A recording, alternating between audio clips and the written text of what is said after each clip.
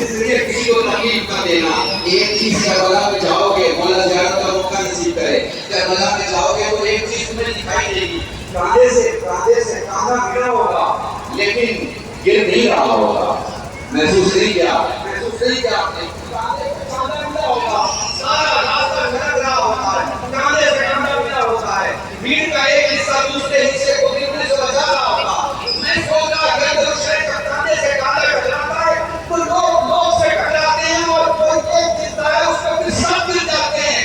یہاں کربلا میں ایسا کیوں نہیں ہوتا؟ مدد کرنے آتے ہیں تو یہاں علی خود موجود ہو.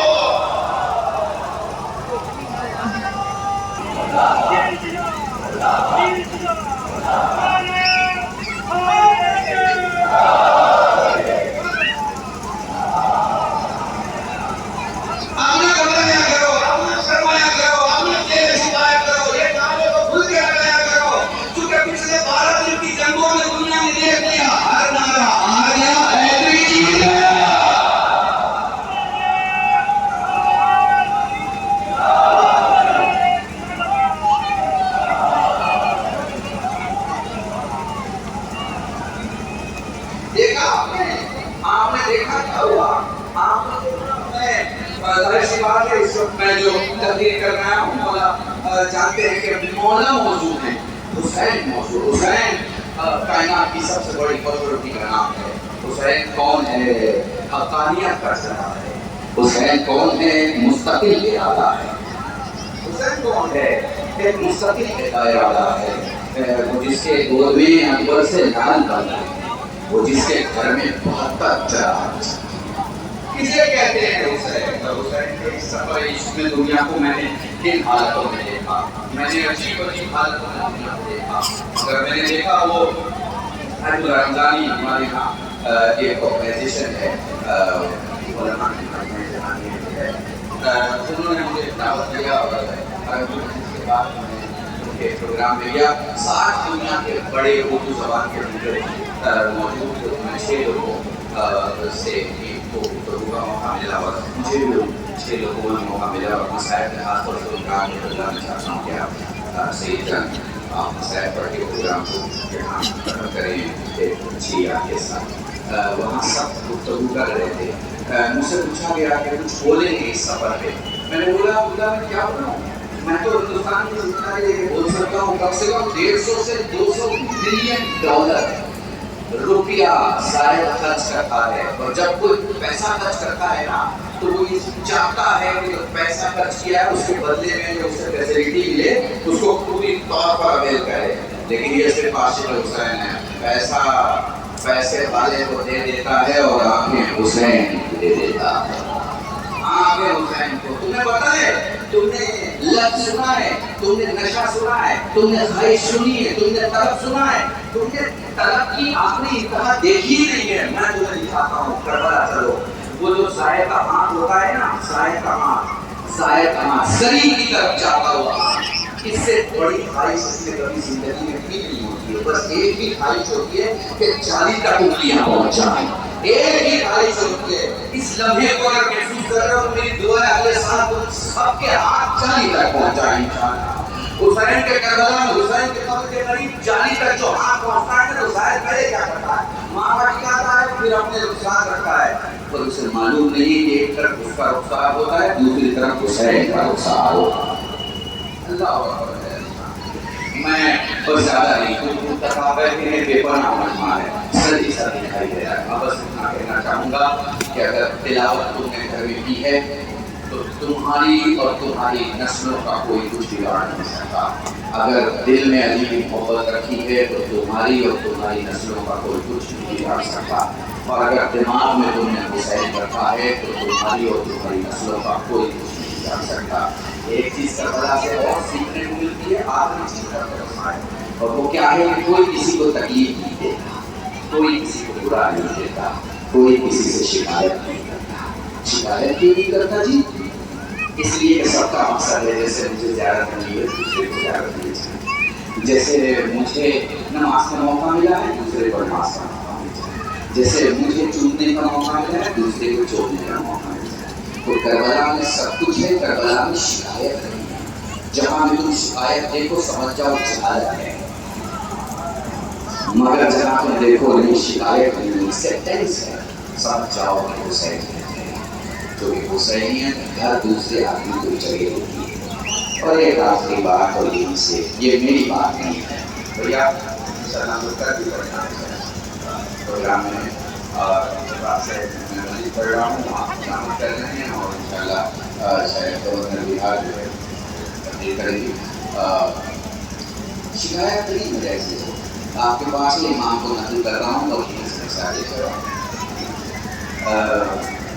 بہت شکریہ، سب سے پہلے میں شکریہ تمام لوگوں کا، آئی ٹی زون کا شکریہ، ایس پی سٹی کا شکریہ، سی او کا شکریہ، وہ تمام اہلکاروں کا، بیورو کا اور بیورو کے موجود یہاں کے لوگوں کا، سب کا شکریہ، جوانوں کا شکریہ، یہ جو دور دور سے آئے ہیں اور دور دور سے موجود ہیں، کھڑے ہیں، اور میری ماں بہنوں کا جو اتنی گرمی میں یہاں بیٹھی ہوئی ہے، میں کیا بتاؤں کہ کربلا میں کتنی گرمی میں رہا، اپنی روح کے بچے کو قربان کر بیٹھی ہوئی۔ آپ کے پانچویں معصوم نے کہا ہے میرے دادا کو 5 چیزوں سے تکلیف دی گئی، 5 چیزوں سے۔ میرے جوان بڑا سائنی، میرے بچوں بھی تم سے کہہ رہا ہوں، جو مجھے 20-25 سال سے سن رہے ہو، میں تم سے کہہ رہا ہوں، تیر سے، تلوار سے، بھالے سے، نیزے سے، اور 5ویں میں سائے کہتے ہیں مطلب 5ویں کون سی چیز تھی؟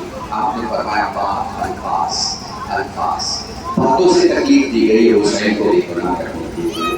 تو اس مجلس میں، اس تقریر میں تمہیں ایک ہی میسیج دیتا ہوں، کبھی کسی کو باتوں سے تکلیف نہ دینا، کبھی کسی کو لفظوں سے تکلیف نہ دینا، کیونکہ جس دن اس کا بڑا حساب کرے گا ہم چھوٹے پڑ جائیں گے۔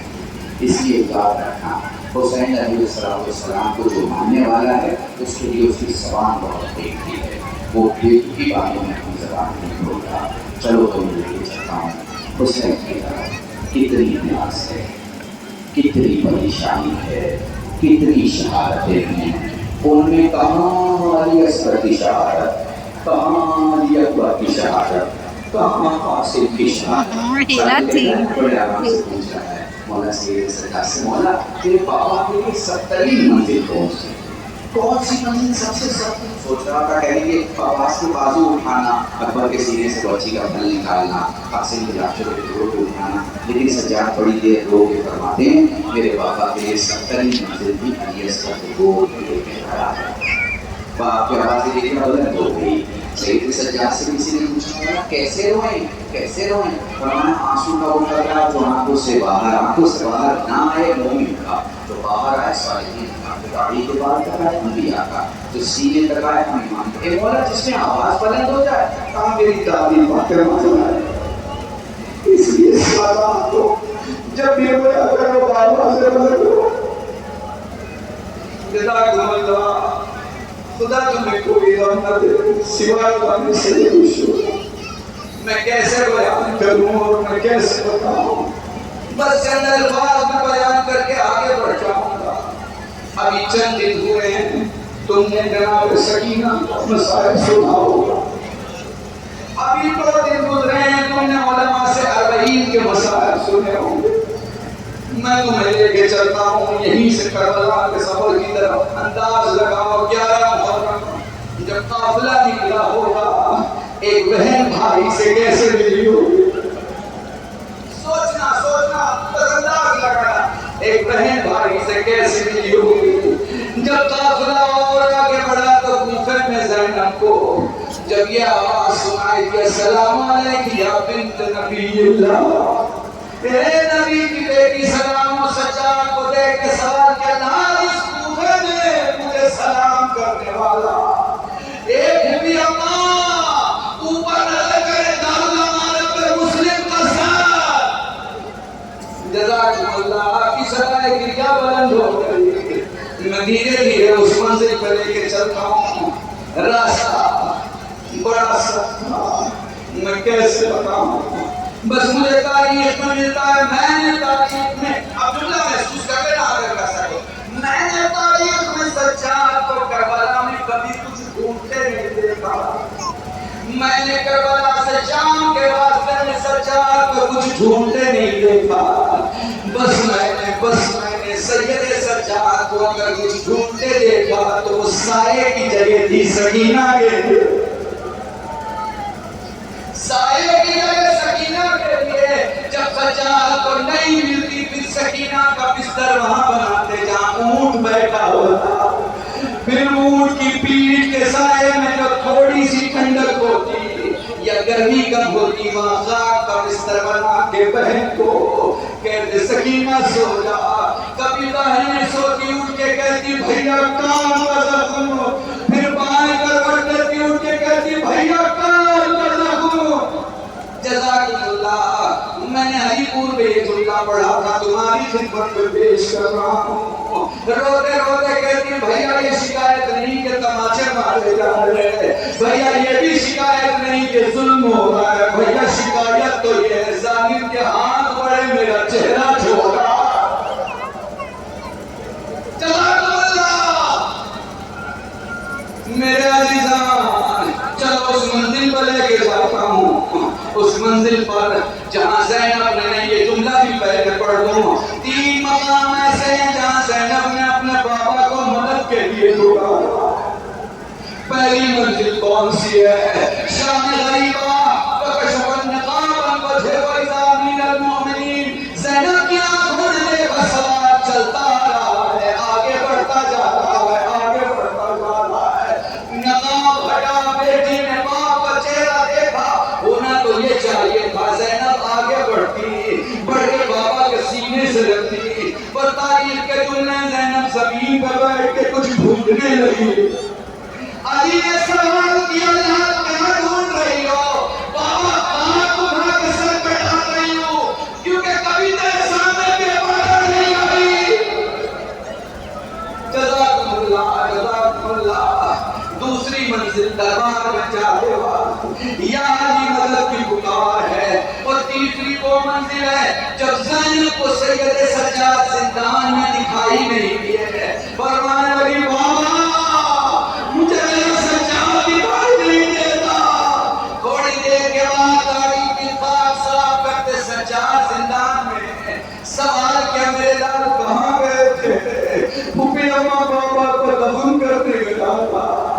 اے میرے لال بتا تو صحیح کربلا میں کیا ہوا؟ اے پھوپھی میں نے چٹائی کا تختہ بنایا، میں نے چچا کے لاشوں کے ٹکڑے کو سجایا، جب چچا کا سینہ تیار ہو گیا کام کر کے گیا، اے چچا سکینہ نے سلام دے۔ جزاکم اللہ میرے لال یہ بتا میرے ماں جائے کو کیسے دفن کیا؟ وہ مانے لگے جب میں نے بابا کو آمادہ کر لیا تو پریشان تھا قبر میں اتارنے والا ہاتھ معصوم ہے، لیکن معصوم کے لیے قبر میں لینے والا ہاتھ بھی معصوم چاہیے۔ ابھی سوچی رہا قبر سے تو ہاتھ میں اتار ہوئے، اے راہ سجادہ میں حسین کو ہائے کرے، ہائے کربلا، ہائے عاشورہ، اللہ